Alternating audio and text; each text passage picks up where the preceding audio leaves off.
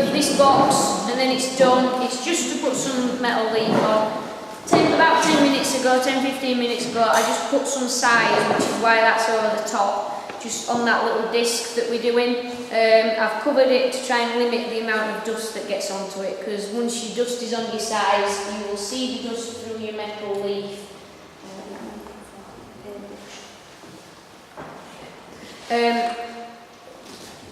It's up to you with regards to how you apply this. Usually we lift the leaf and we'll place it on. Like I say, with metal leaf you can pick it up, you can tear it, you can use your fingers. And I'm going to have to do it because I don't know where I've put my brush. Gold leaf, you can't, it will disintegrate, it will stick to your fingers and it will just fall apart. So I'm just going to pick that up and I'm just going to place that. I'll just move that out. So I'll place that straight over the top of that insert that we're doing.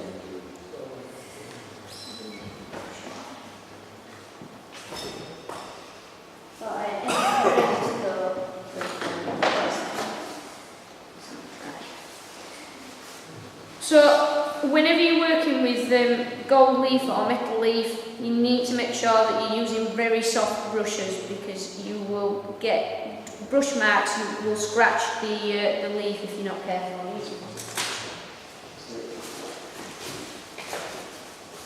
Normally, if you're applying gold leaf, it tends to be using squirrel hair. This is a gilding tip, and this is more for if you're doing gilding of frames or anything along those lines. And you use this in conjunction with a gilding cushion, and that allows you. This is what you put your leaf on. Because gold leaf will just float all over the place. It's a nightmare to work with. The cheapest gold is Chinese gold, and they beat it so thin, which is why it's cheaper, because it's not as much weight. And it's very, very difficult to work with. The reason that you use a gilder's cushion is so that you can, traditionally you hold it in your hand on your thumb and forefinger, so that you can use all your hand, and you've got these fingers free to hold your tips and your brushes and other things. And you tend to have a knife so that you can slice the gold. You don't need to go that far with metal leaf. Ripping it and using your fingers is fine. But your gold leaf, if you are going to get into gilding, I would get one of these. Spend good money on a decent cushion. This one's not very good, I'm going to pass it round. It's a bit spongy, and if you are going to start cutting leaf with a knife, it will push the gold into the pile and it won't come out, and then it will tear when you try and pick it up, which is just going to start wasting gold. I bet this one about 30 odd quid. You need to be spending £60, £70. I have got a much better cushion and there's no giving it at all, so when you cut it, it doesn't push the gold into the pile. So that is a gilder's cushion. You don't have to use it on your hand, you can put it on your desk, but that wind guard will save you a lot of floating around gold. Your tips normally you use and you pick the gold up from the side, so you don't pick it up that way, you pick it up from the side, and that will allow you to pick up, you can pick up pretty much a full gold leaf with that, and you lie it down the same. Misconception with applying, I'll pass the cushion now. Misconception with applying gold is that, or metal leaf, is that when you're wiping your paintbrush or your tip on your hair or on your skin, it's to create static. You don't want static, because gold's conductive and it'll make it jumpy. You won't be able to control it. When you see gilders wiping their hair or paintbrushes or swirling paintbrushes in their hair, it's to pick up grease and natural oils, and that's what you pick the leaf up with. I've got very dry skin, so I have to put Vaseline on my arm so that I can put, transfer some of the oil onto the tips for using it. These vary in expense. This, as I say, you don't need anything like that, it's just nice to show you. If you do want to get into gilding, this book is one of the best books that you can buy. It's one of the cheapest. It's written by a husband and wife who have spent most of their working lives gilding. They know what they're talking about. There's no sort of padding out or anything like that. It's straight to the point. It gives you recipes for sizes, it gives you recipes for varnishes. Pretty much everything's in there. It covers oil gilding and water gilding as well, so it's a very good reference book. I've got that tip out for a reason. So, gold leaf, metal leaf, tend to use squirrel hair. If you start using silver leaf, don't know why, but they tend to use badger hair. Ideally. And then when it comes to wiping the gold off, then you tend to use sable because that's extremely soft. It depends what sort of money you want to spend. Just get a good quality paintbrush and you will be fine, especially with the metal leaf. Now I'm just going to rip a bit of this rouge paper and I'm just going to press that down because my brush is wet. And I'll just press that down with the rouge paper. Now, this size that we have used today is for metal leaf and it's an unusual size. Normally, when you're buying sizes, it gets confusing because there are loads of different ones and they're all kind of specified by the timing involved. The quickest size that you can buy is a 15-minute size, and what that means is it's not that you've got 15 minutes from putting it on that you have to apply the leaf. You have to leave it for 15 minutes for it to be the correct tackiness, the correct tack. Then you can apply the leaf. The problem with most sizes is that if it's a 15-minute size, then you have got a short window before it's kind of dried out and won't adhere anymore. You can get up to something like 48-hour sizes. And any gilders that are doing ornate frames or working in, it's got to be quite a sterile environment. The longer the size is active without anything on it, the more prone it is to getting dust. So the longer size is better because it allows a gilder to work slower. You've got a bigger window. But this one, it wasn't too expensive. This one takes 15 minutes to go off, and it will always remain tacky. So it won't go beyond, unless you're using it. I haven't put any sealer on this because I haven't brought my shellac sealer. So I just put a thick coat on, which is not what you do, it's not how you use it, but I just want to get some sort of result today. So normally you want a quick size because we're in a dusty environment that you can just put your leaf on with, but you've got to be quick then. This one stays tacky, but it needs about 24 hours for it to cure. So really we should be then leaving this before we start trying to take the excess gold off. Now I am going to I'm going to keep that rouge paper on there and pick that up so that I'm not getting fingerprints on the gold and lifting it off. And I'm just going to start to try and tear that off a little bit around the sides. Normally you would be then using a paintbrush after 24 hours and start sort of swirling it round and start to ease off any bits that's overhanging. Anything that comes off they're called skewings. Keep them, especially if it's genuine gold, because if you end up doing something internally, so if you were to do the inside of that box lid, you need to use your skewings to help fill any gaps. Any negative space is more difficult to gild than a positive space, because if you have got a sticky surface all around an internal curve and you stick the gold to 2 points on that curve, you'll put your paintbrush straight through it. And as soon as you put your paintbrush through it, when you're pushing it down, it'll tear and the paintbrush will transfer something onto the side and you won't be able to stick anything on. So putting skewings in helps fill gaps. So they are useful to keep. I just keep them in a tiny little kiln jar. So that's probably about the best I can do.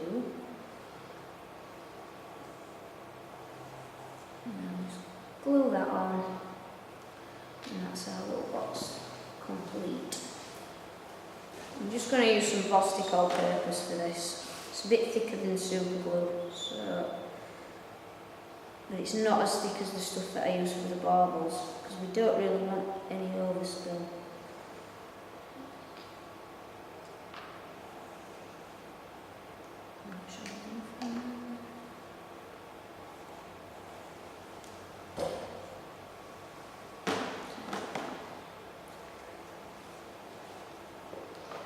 Now you can cover it with beeswax if you want to put some kind of protective coating over the top of it. Just be very gentle with what you're applying it with, and just, you know, just be careful. The normal, in that book there's recipes for varnishes. It tends to be shellac based, a lot of things, so shellac with isopropyl alcohol to make a varnish that you can brush over is often used, but anything that you put on top of this will knock it back and dull it. It won't shine anywhere near as much. So it's up to you to make that decision whether or not you think it needs a protective coating. Now I'll leave that to dry. You'll be able to see when I pass this round, you'll be able to see the brush strokes from the sides because I put it on thick. Normally this stuff I thin that down just with water to about 60 this, 40 water. And you might have to adjust it. It's just to make sure that you don't get brush strokes, because you'll see when I pass it round that you can see them straight through. So I'll just pop that and let that dry, let that set. It won't take long, and then we can pass that round, and that's our box finished, with the exception of I just want to oil the lid, but I haven't brought any oil with me, so that's all I will be doing on top of that. And giving the inside a quick oil. Okay. So, just do a little bit of a fun project.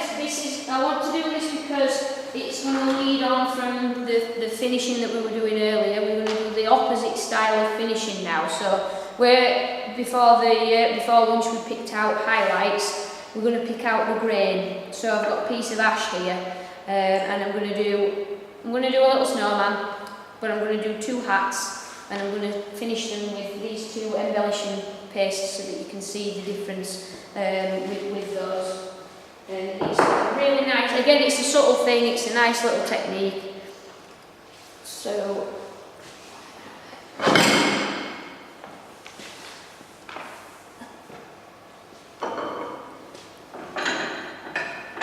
I've just got a piece of sycamore in the lathe here. It's just a scrap bit. I think I turned a bauble out of the rest of that. Just tidy that edge up to start with.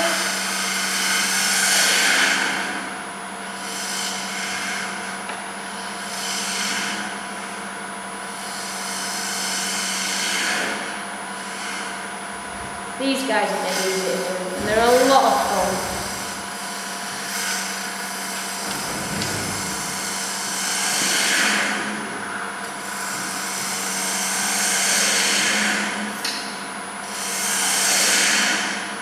So I've just cleaned the edge up, and I'm just starting to hollow this out slightly. I've got one of the bigger baubles, and we aren't doing this the same way that we did our hanging ornaments. The head is not going here because we're not drilling a hole in it. It's going upside down, so that means that we can hide the controller in the base. So we just want to make sure that his little head will fit that curve. So we want to make sure that that butts up, which that does fine, and we can just shape the head dead quick.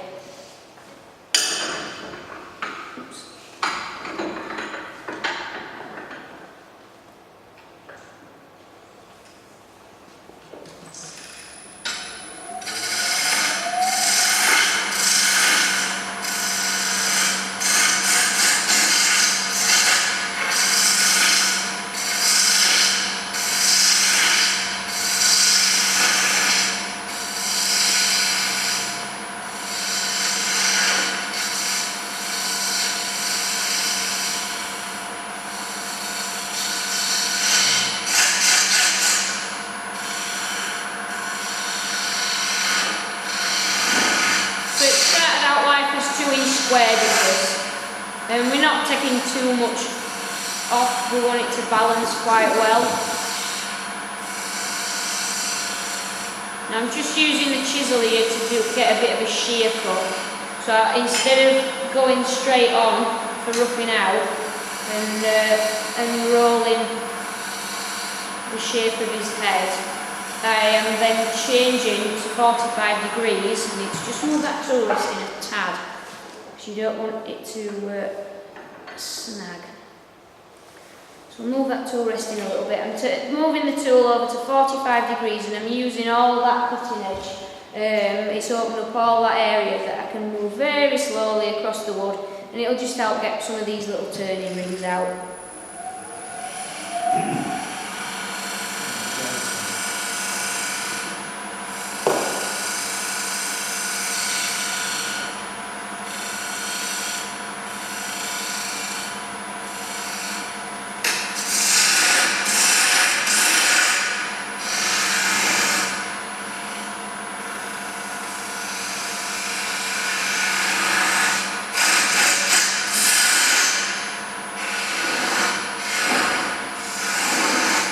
Now ideally what we want to achieve is that as much finishing of this is done on the lathe.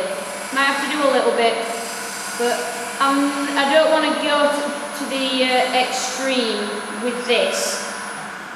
I could if I wanted to, and by all means do. You could hollow that out slightly and put a recess in there so that you can put it on a jam chuck, and then you can finish turning the head. That's up to you. I do the hats in that way, as you will see. But the more jam chucks that you end up doing, the longer that something takes. So I've reduced this in diameter a little bit. I just want to make sure that it's still going to sit flat against the ball, which it does. I might take it down a tad, just a little bit more.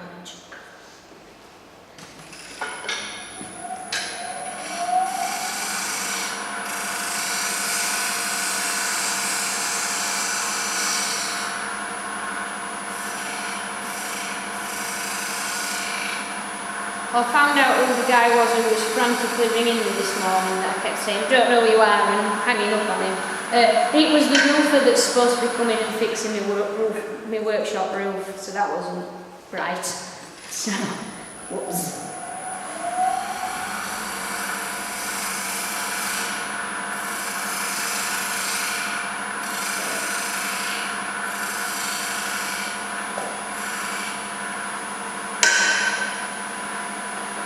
Spindle gouge now so that we can get in and start to round that off, getting ready for potentially parting it off. Just trying to make sure that there's no flat spots and that curve flows as best as we can get it to flow.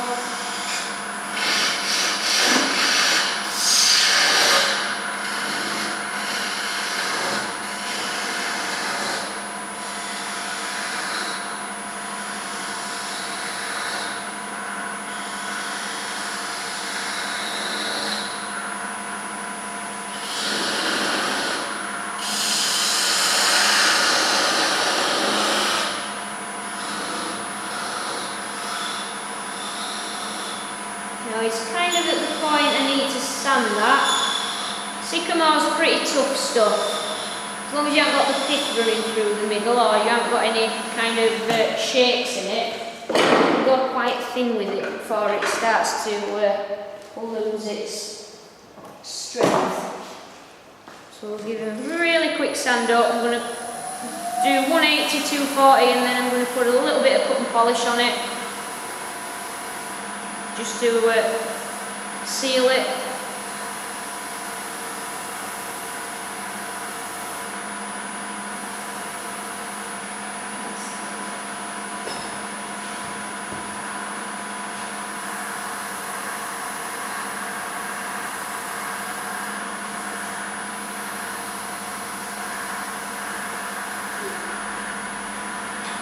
And you can turn that.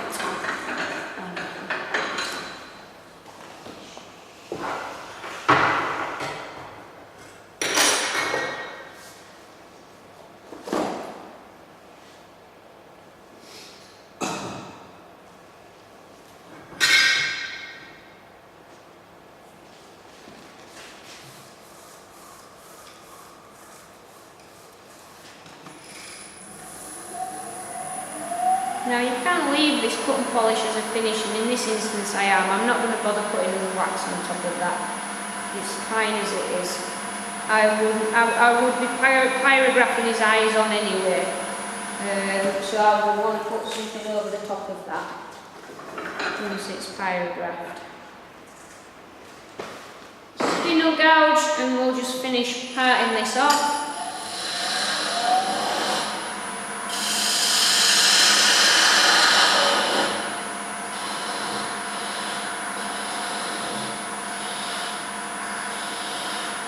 Watch your fingers on the chuck if you're going to do this, because we're getting rather close at this point.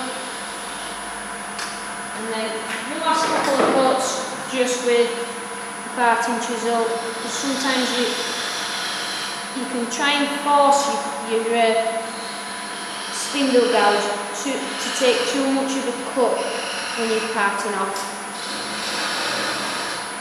And you can roll the chisel into the wood next to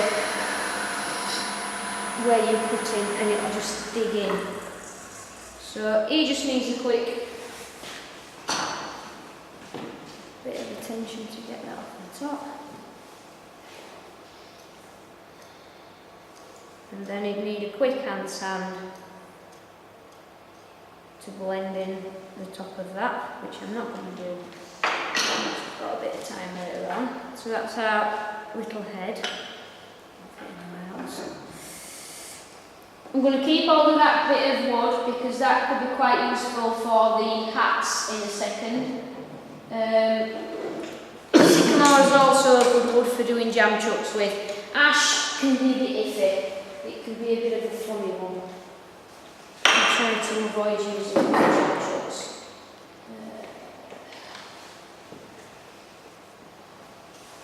Give it away.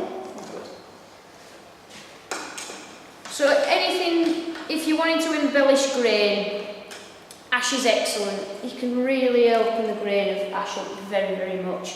Oak is very good, but sometimes it can be slightly too close grained to work properly. It depends. I had a bit of brown oak that I made into a box the other day, and it didn't really show it off as good as it could have done.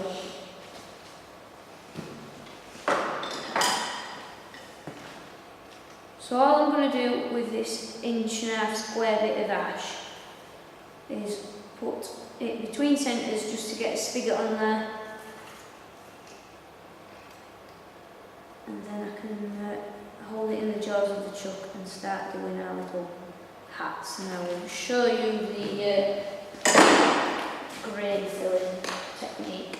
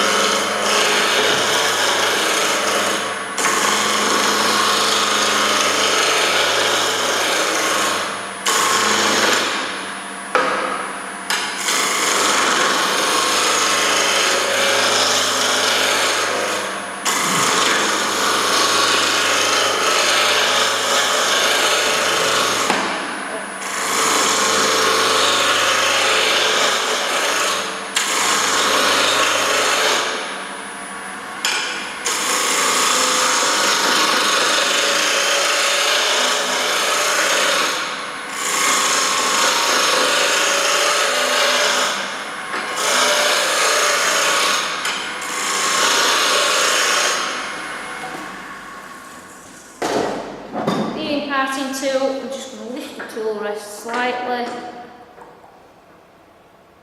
Get a better cut. And put a spigot on the end.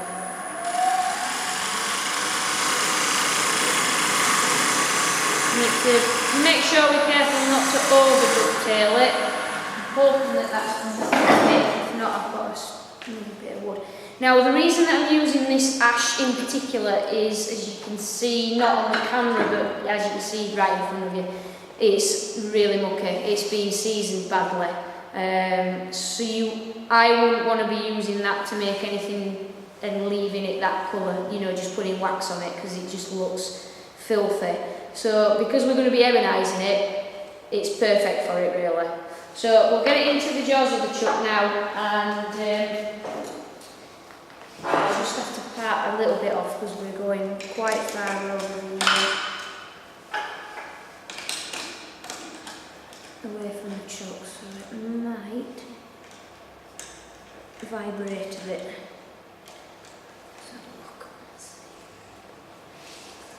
So really close that up.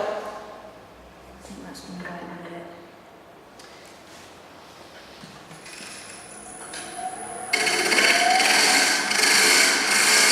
Alright.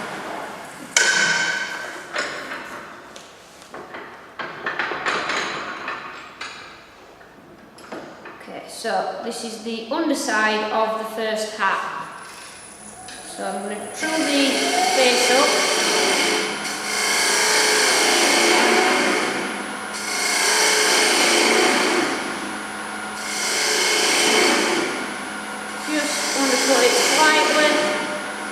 And then take the parting chisel, and I'm just going to cut a recess in the edge.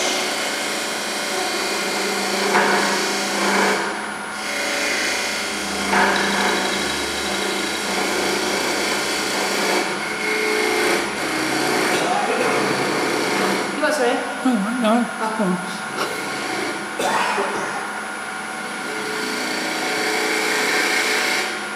I'm not putting a lot of pressure on this. I'm taking small cuts because I'm pushing into the end grain. That's your hardest grain to work with, and it's upset a little bit because of how far it is from the headstock.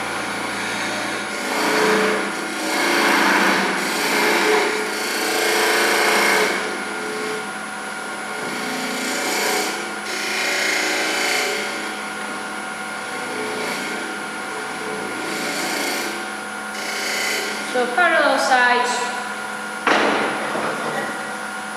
because we can then jam chuck that on